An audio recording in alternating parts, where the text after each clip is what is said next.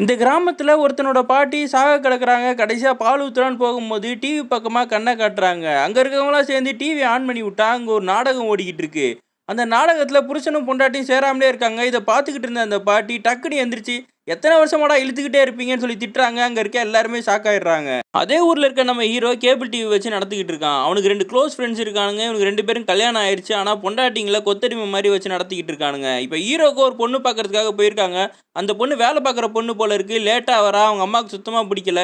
ஹீரோவும் அந்த பொண்ணும் பேசி பழகுனதுக்கு அப்புறம் புடிச்சு போய் இந்த பொண்ண தான் நான் கல்யாணம் பண்ணிப்பேன்னு சொல்லிடுறான். ஹீரோக்கும் ஃப்ரெண்டுங்க அட்வைஸ் குடுக்குறானுங்க. ஒருத்தன் சொல்றான், "என் பொண்டாட்டிலாம் நான் கால் மேல கால் போட்டு டீன்னு கேட்டாலே எடுத்துட்டு வந்து கிளாஸ கையில நீட்டிருவாடான்றான்." இன்னொருத்தன் சொல்றான், "நான் கைய நீட்டினாலே போதும் என் பொண்டாட்டி கிளாஸ் எடுத்துட்டு வந்து வச்சிருவாடா. நீயும் அதே மாதிரி தான் ஆல்ஃபா மேர் மாதிரி இருக்கணும்னு" சொல்லிடுறானுங்க. கல்யாணத்தன்னைக்கு ஹீரோவும் அந்த பொண்ணை பார்த்து வலிஞ்சுக்கிட்டே இருக்கான். ஃப்ரெண்ட்ஸும் பக்கத்துல இருந்து கண்ட்ரோல் பண்ணிக்கிட்டே இருக்கானுங்க. ஒரு வழியா நல்லபடியா கல்யாணமும் முடிஞ்சிருது. அன்னைக்கு நைட்டு ஃபர்ஸ்ட் நைட் அப்ப 2 பேரும் பக்கத்துல உட்காந்து பேசிக்கிட்டு இருக்காங்க. பொண்டாட்டிக்காக ஃபர்ஸ்ட் நைட் ரூம்ல புது டிவி வாங்கி வச்சிருக்கான். இவன் வந்து அவனோட ஆல்ஃபா மேல் தன்மையை காட்டுறதுக்காக அந்த பொண்ணுகிட்ட திமிரா பேசிக்கிட்டு இருக்கான். அந்த பொண்ணு கரெக்டா 9 மணிக்கு பெல் அடிச்ச உடனே வேகமா போய் டிவி ரிமோட்டை எடுத்து ஆன் பண்றா.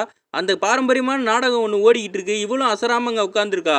ஹீரோ எவனோ கூப்பிட்டா அவன் திரும்பவே இல்லை. இவன் சத்தம் போட்ட உடனே திரும்பி ஒரே வார்த்தை, வாயில விரல வச்சு அமைதியா இருன்னு சொல்லிடுறான். இவன் அரண்டே போயிடுறான். நம்ம மிரட்டலான்னு பார்த்தா இவன் நம்மளை மிரட்டிடுவா போலன்னு.